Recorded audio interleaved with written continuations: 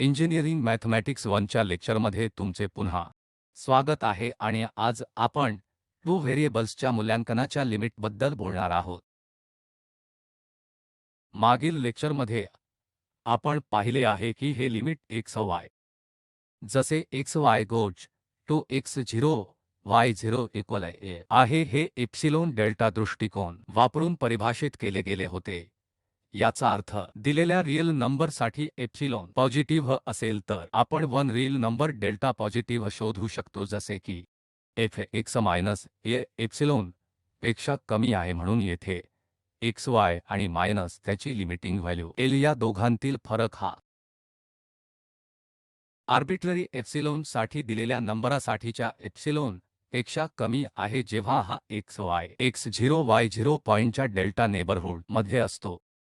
आणि आपण हे पाहिले आहे की हा दृष्टिकोन दिलेला नंबर l हे लिमिट आहे हे पडताळून पाहण्यासाठी उपयोगी आहे, पण आपल्याला हे ओळखायचे आहे की लिमिट l काय आहे. आजच्या लेक्चरमध्ये आपण आणखीन व्यावहारिक समस्या शोधू की हा नंबर l कसा मिळवायचा आणि एप्सिलॉन डेल्टा दृष्टिकोनाचा उपयोग हे व्हेरीफायसाठी करू शकतो की हा दिलेला नंबर l आहे. तर सिंगल व्हेरिएबलच्या फंक्शनसाठी लिमिटबद्दल बोलत असताना x ॲक्सिसवरील पर्टिक्युलर पॉइंट येथे x0 वर पोहोचण्यासाठी आपल्याकडे तो मार्ग होते, जसे की या प्रकरणामध्ये सिंगल व्हेरिएबलच्या फंक्शन्सच्या बाबतीत आपण या पॉइंटपर्यंत राईट साइडने पोहोचू शकतो किंवा आपण या x0 पॉइंटपर्यंत लेफ्ट साइडने पोहोचू शकतो. पण आता आपल्याकडे 2 किंवा अधिक व्हेरिएबल्सचे फंक्शन्स आहेत.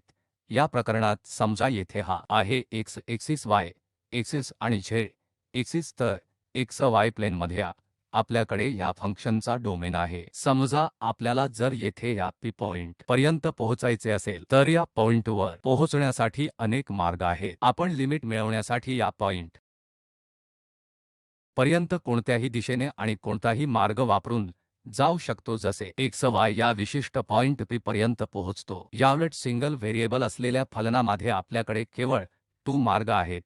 त्यामुळे आपण डावीकडून आणि उजवीकडून लिमिट तपासण्याचा प्रयत्न करतो आणि जर 2 ही बाजू इक्वल असतील तर आपण म्हणतो की लिमिट एक्झिस्ट आणि लिमिट हे व्हॅल्यूच्या इक्वल आहे, किंवा जर त्या 2 ही लिमिट वेगवेगळ्या असतील तर आपण म्हणतो की लिमिट एक्झिस्ट करत नाही, कारण आपल्याकडे वना विशिष्ट पॉइंट पर्यंत पोहोचण्यासाठी अनेक मार्ग आहेत. त्यामुळे ह्या प्रकरणामध्ये वना विशिष्ट मार्गाने लिमिट शोधणे आणि हीच लिमिट आहे असे ठामपणे सांगणे अवघड आहे. तर जसे की मी इथे म्हणत आहे त्यामध्ये ॲड करा की x आणि y x0 y0 पॉइंटपर्यंत द्विमितीय प्लेनमधून जातात. x आणि y ला x0 y0 या विशिष्ट पॉइंटशी जोडणारे अनन्य मार्ग आहेत. जर लिमिट एक्झिस्ट करत असेल तर ती युनिक असायला हवी आणि सर्व मार्गांवर समान असायला हवी. याचाच अर्थ असा होतो की p पॉइंटपर्यंत वना विशिष्ट मार्गाने गेल्यावर आणि x y कारणे x y goes to x y0 या फंक्शनची लिमिट शोधून लिमिट मिळवता येत नाही.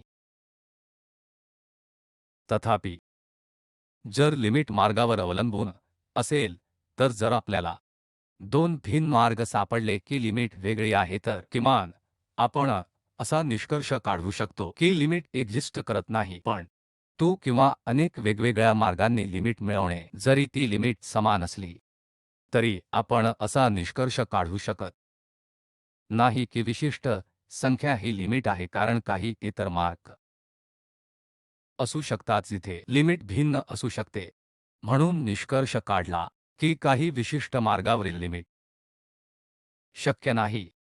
परंतु आपण काय निष्कर्ष काढू शकतो, जर आपल्याला 2 भिन्न मार्ग सापडले आणि त्या मार्गांवर लिमिट वेगळी असेल तर आपण असे म्हणू शकतो की लिमिट एक्झिस्ट करत नाही. म्हणून आता आपण x y च्या फंक्शनची लिमिट शोधण्याच्या काही शक्यता पाहणार आहोत, कारण x y काही विशिष्ट इक्वल पॉइंटकडे येतात. उदाहरणार्थ हे उदाहरण कन्सिडर करा की x स्क्वेअर y वर x 4 प्लस y स्क्वेअर आणि x y 0 0 वर जाते y x मार्गाशी इक्वल आहे आणि दुसरा म्हणजे आपण पुन्हा तेच फंक्शन घेऊ आणि xy या मार्गावर 0 गोज टू 0 y हे x स्क्वेअरशी इक्वल आहे. म्हणून या ओरिजिनकडे जाण्यासाठी आपण दोन वेगवेगळे मार्ग निवडले आहेत. वन सरळ लाईन y x च्या इक्वल आहे आणि दुसरे आपण हे y घेतले आहे ते x स्क्वेअर मार्गाच्या इक्वल आहे. म्हणून येथे कसे या फंक्शनची लिमिट किती असेल जेव्हा आपण या y बरोबर 0 पॉइंटकडे येतो ते x स्क्वेअरच्या इक्वल आहे किंवा y हे x2 भिन्न मार्गाशी इक्वल आहे.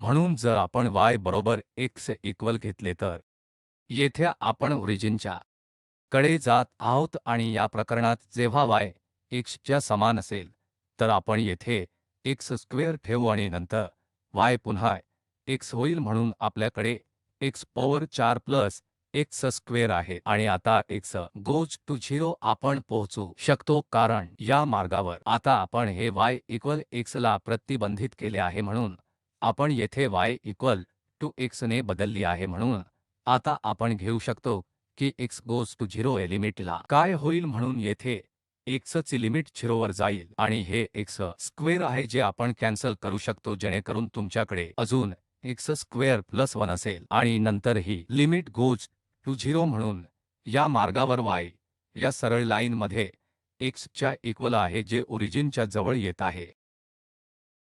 आपल्याला ही लिमिट आता 0 म्हणून मिळत आहे. जर आपण y इक्वल x स्क्वेअर घेतले तर या मार्गावर आपल्याला ही लिमिट दिलेली लिमिट आहे. लिमिट x पुन्हा 0 वर जाते म्हणून हा मार्ग y हे x स्क्वेअरच्या इक्वल देखील 0 कडे येत आहे. परंतु पॅराबॉलिक पाथसह येथे आपल्याकडे x 0 आणि x स्क्वेअर y पुन्हा x स्क्वेअर आहे. म्हणून आपल्याकडे x पॉवर 4 आहे आणि y स्क्वेअर म्हणजे x पॉवर 4. त्यामुळे या प्रकरणात आपण जे पाहतो येथे x पॉवर 4 आणि नंतर तुमच्याकडे 2x पॉवर 4 आहेत.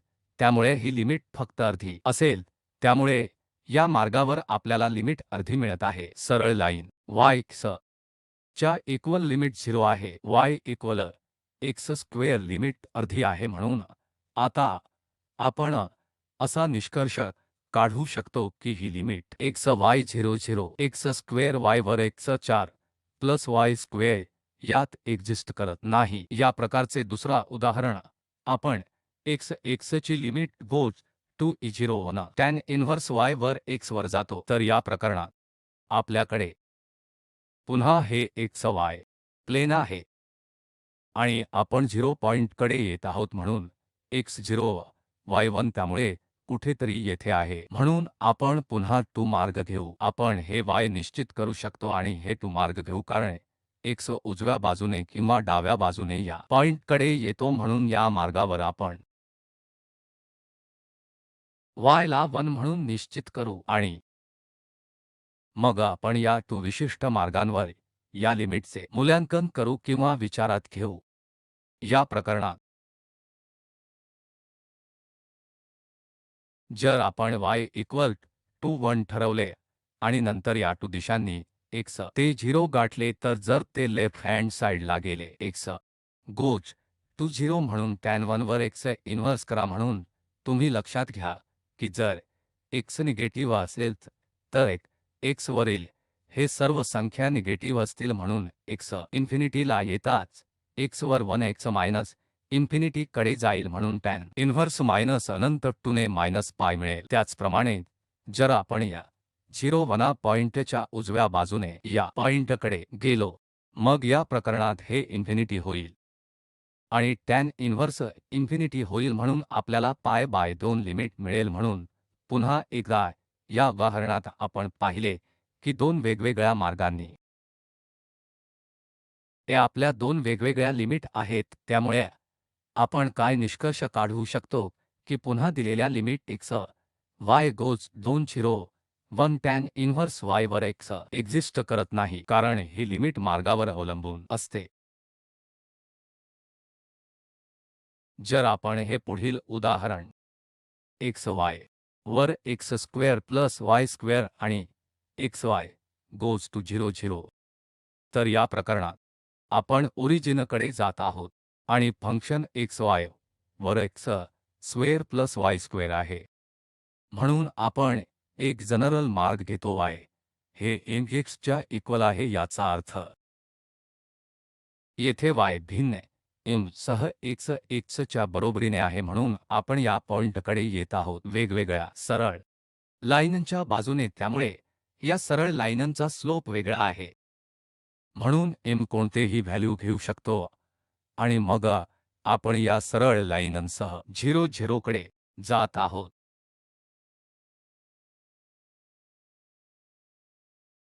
या प्रकरणामध्ये इथे काय लिमिट असेल? म्हणून y आपण आधीच्या y m x च्या इक्वल सबस्टिट्यूट करू शकतो. त्यामुळे येथे x स्क्वेअर असेल आणि नंतर x square plus m square x square आणि x स्क्वेअर रद्द होईल आणि आपल्याला 1 प्लस m स्क्वेअर वर m मिळेल. तर आपण पुन्हा काय पाहतो की m च्या वेगवेगळ्या मूल्यांसाठी आपल्याला वेगळी लिमिट मिळत आहे. म्हणून लिमिट मार्गावर अवलंबून असते आणि पुन्हा ही लिमिट एक्झिस्ट करत नाही. अशा लिमिट कम्प्यूट करण्यासाठी पर्यायी दृष्टिकोन म्हणजे वेगळी कोऑर्डिनेट प्रणाली वापरणे असू शकते आणि आपण समन्वय प्रणालीचा बदल कार्टेशियन ते कोऑर्डिनेट सिस्टम वापरू शकतो. या प्रकरणात आपल्याला माहित आहे की x हे r cos थीटाच्या बरोबरीचे आहे आणि y हे r sin थीटाच्या इक्वल आहे. त्यामुळे या प्रकरणात आपण आता वेगवेगळ्या कोऑर्डिनेट सिस्टमवर काम करणार आहोत आणि पोलर कोऑर्डिनेटमध्ये तर ही लिमिट येथे xy गोज 0 0 xy वर x स्क्वेअर y स्क्वेअर वर जाते sin थीटा cos थीटा म्हणून दिली जाईल. कारण जर आपण येथे x सबस्टिट्यूट करू, आपण r cos थीटा आणि y म्हणून r sin थीटा आणि नंतर x square plus y square r square होईल आणि येथे ही limit x y goes to 0 0 म्हणून r असेल. कारण पोलर कोऑर्डिनेट मध्ये आपल्याकडे हे r आहे आणि हे थीटा आहे आणि हे r आहे. थीटापासून इतके इंडिपेंडंट आपण r पर्यंत 0 कडे गेलो तर आपण या ओरिजिनकडे इन्फायनाइट जवळ जाऊ. येथे ही लिमिट x 0 0 वर जाते.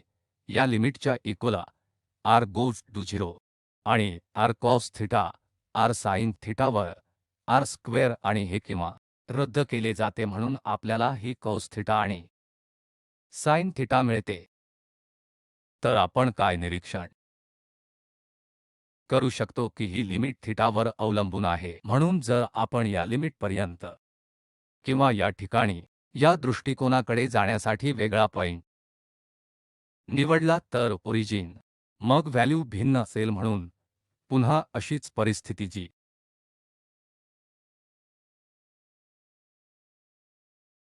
लिमिट कोन थीटावर अवलंबून असते किंवा ती आपण म्हणू शकतो त्या मार्गावर अवलंबून असते आणि म्हणूनच हे एक्झिस्ट करत नाही. परंतु आजच्या लेक्चरमध्ये आपल्याला काय समजेल की कोऑर्डिनेट सिस्टममध्ये केले जाणारे बदल अनेक प्रकरणांमध्ये खूप उपयुक्त आहे. उदाहरणार्थ आपण या समस्या कन्सिडर करू x स्क्वेअर y वर x square plus y square आणि जर आपण कोऑर्डिनेट सिस्टम ध्रुवीयमध्ये सबस्टिट्यूशन तर आधीच्या प्रतिस्थापनाने आपण ही लिमिट लिहू शकतो.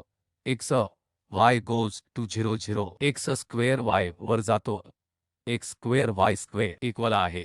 म्हणून पुन्हा लिमिट r 0 गोज टू 0 आणि x square r square cos square theta y म्हणजे r sin थीटा आणि आपल्याकडे येथे पुन्हा x square r square cos square theta plus r square sin square theta आहे. हे r स्क्वेअर होईल. म्हणून आपल्याकडे r लिमिट आहे जी 0 वर जाते. तर हे r आहे, r स्क्वेअर रद्द होईल आणि मग आपल्याकडे cos स्क्वेअर थीटा आणि sin थीटा आहे आणि y r स्क्वेअर डिवाइड करा जे आधीच रद्द झाले आहे. म्हणून r स्क्वेअर आणि नंतर येथे r स्क्वेअर, त्यामुळे हे कॅन्सल होतात आणि r 0 वर जाते.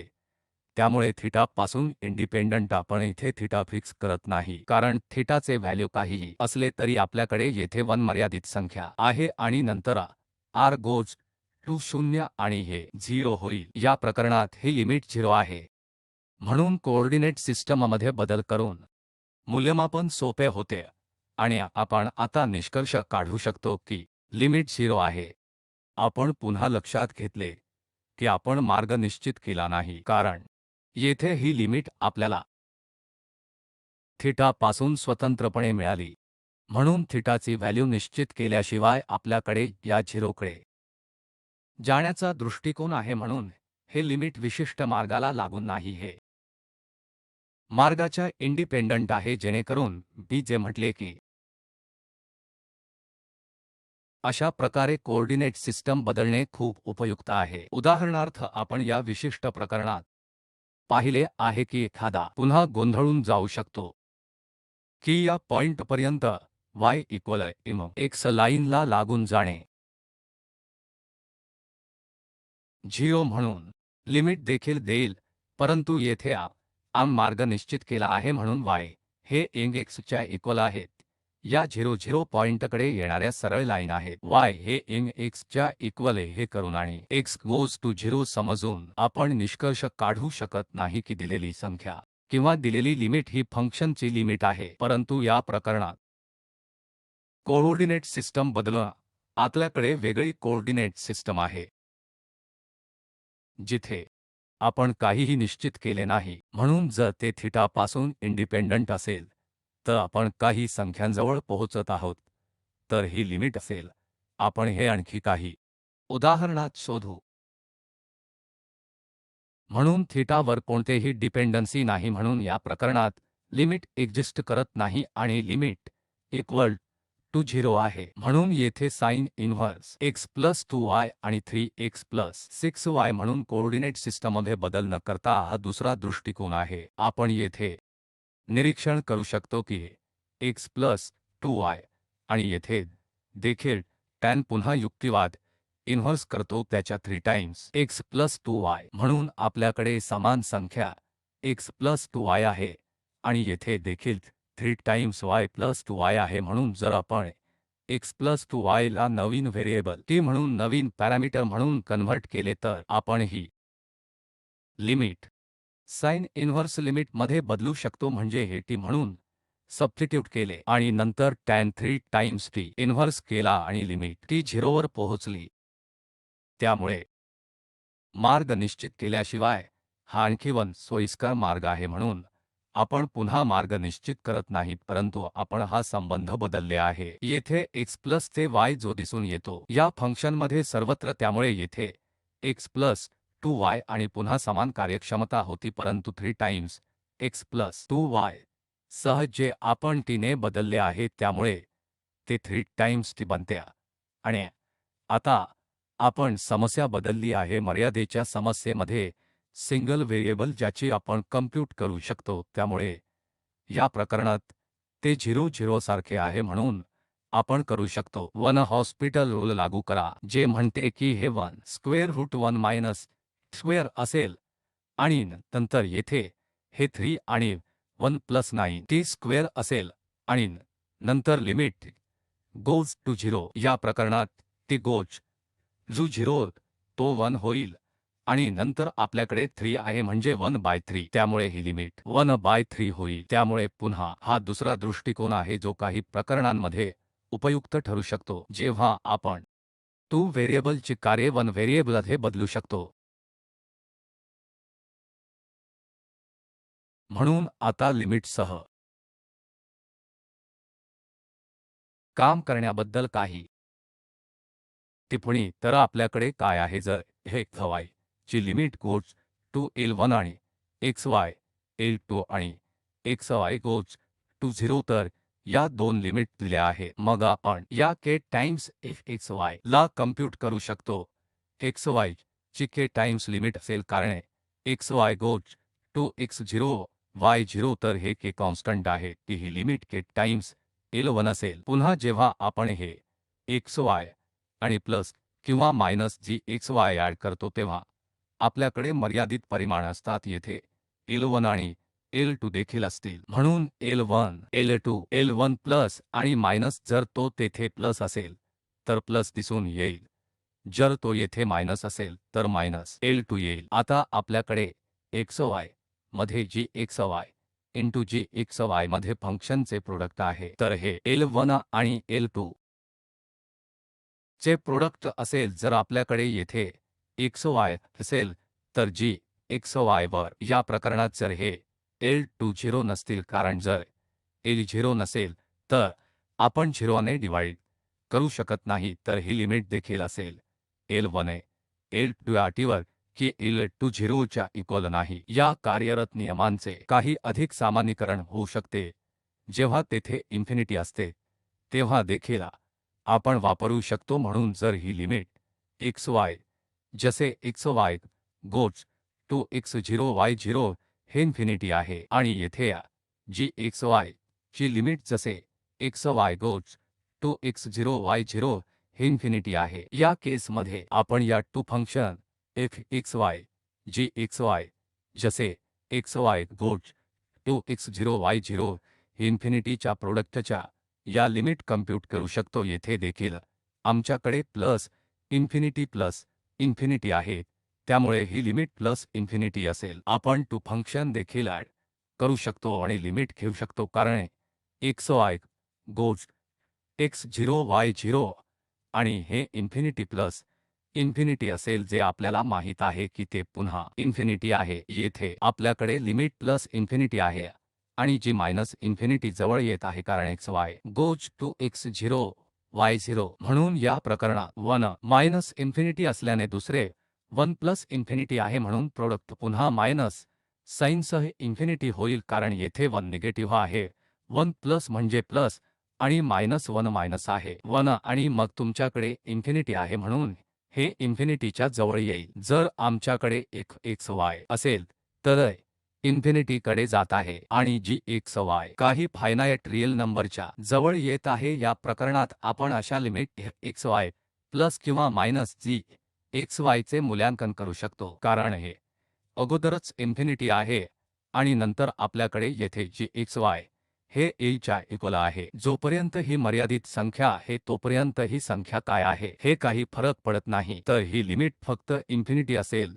दुसरा, जर आपल्याकडे इन्फिनिटी असेल आणि नंतर ही लिमिट L या प्रकरणात पॉझिटिव्ह आहे, आपण प्रोडक्टच्या रूलची निवड करू शकतो. म्हणून ही limit x goes to xy 0 y xy g xy आणि हे प्रोडक्ट इक्वल असेल, कारण हे a पॉझिटिव्ह आहे म्हणून चिन्ह बदलणार नाही आणि ते प्लस इन्फिनिटी असेल. आणखी काही, म्हणून येथे आपल्याकडे एक xy इन्फिनिटीकडे येत आहे आणि हे gxy L जवळ येत आहे, जे त्या बाबतीत हे प्रोडक्ट निगेटिव्ह संख्या आहे. fxy इन्फिनिटी जवळ येत असल्याने प्रोडक्ट इन्फिनिटी कडे जाईल, परंतु या निगेटिव्ह L मुळे हे मायनस इन्फिनिटी कडे जाईल.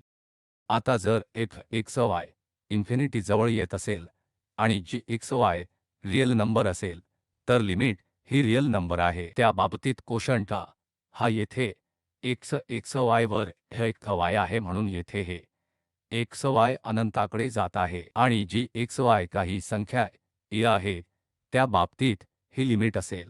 तर आज आपण जे पाहिले ते असे आहे की टू व्हेरिएबलच्या बाबतीत आपण लिमिटचे मूल्यमापन करू शकतो, परंतु आपल्याला सावधगिरी बाळगणे आवश्यक आहे, कारण xy प्लेनमध्ये आता आपण अनेक दिशानिर्देशांमधून एक विशिष्ट पॉइंटकडे जाऊ शकतो. सिंगल व्हेरिएबलच्या बाबतीत राईट हँड साइड पासून लेफ्ट हँड साइड ला फक्त टू दिशानिर्देश होते, परंतु आता आपल्याकडे असंख्य दिशानिर्देश आहेत, त्यामुळे एक विशिष्ट दिशेने गणना लिमिट उपयुक्त ठरणार नाही. परंतु कमीतकमी जर आपल्याला टू दिशानिर्देश सापडले जेथे लिमिट वेगळ्या असतील, तर आपण असा निष्कर्ष काढू शकतो की लिमिट एक्झिस्ट करत नाही. परंतु जरी ही लिमिट अनेक मार्गांवर समान असली तरीही आपण दोन किंवा अनेक मार्गांच्या लिमिटचे मूल्यमापन करून निष्कर्ष काढू शकत नाही. म्हणून लिमिटची गणना करणे, मग आपण जे टू दृष्टिकोन पाहिले ते वन पोलर कोऑर्डिनेटमध्ये बदलत होते, ते त्या बाबतीत उपयुक्त ठरेल. जर r0 कडे आला तर उदाहरणार्थ जर प्रश्नातील लिमिट ओरिजिनच्या जवळ येत असेल तर आपण असे म्हणू शकतो स्वतंत्रपणे थीटाच्या 0 कडे येत आहे तर मग आपल्याला जी काही संख्या मिळते ती मार्गावर अवलंबून नसते आणि ती लिमिट असेल।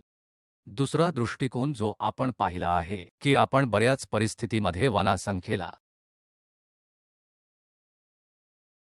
वन व्हेरिएबल समस्येमध्ये कन्व्हर्ट करू शकतो आणि मग आपण उदाहरणार्थ इला हॉस्पिटलचा रूल लागू करू शकतो लिमिट पूर्ण करण्यासाठी। म्हणून पुन्हा एकदा आपण पुढील लेक्चरमध्ये अधिक पाहू की पोलर कोऑर्डिनेट बदलणे सरळ आहे लिमिटचे मूल्यमापन करण्यासाठी उपयुक्त आहे परंतु आपल्याला लिमिट घेताना पुन्हा खूप काळजी घ्यावी लागेल जेव्हा r गोज टू 0 ती कोन थीटावर अवलंबून नसावी म्हणून जर आपण स्वतंत्रपणे थीटाच्या काही संख्यांच्या जवळ जात असू तर आपण निष्कर्ष काढू शकतो की ही लिमिट आहे परंतु जर ती लिमिट थीटावर अवलंबून असेल तर ती पुन्हा मार्गावर अवलंबून असलेली लिमिट आहे आणि म्हणून लिमिट एक्झिस्ट करत नाही म्हणून आपण या मुद्द्यांवर अधिक बोलू। कोऑर्डिनेट सिस्टमला पोलर कोऑर्डिनेट आणि अधिक उदाहरणे बदलताना काय समस्या असू शकते नंतर हे व्याख्याने तयार करण्यासाठी वापरले जाणारे संदर्भ आहेत आणि तुम्ही लक्ष देऊन ऐकल्याबद्दल धन्यवाद।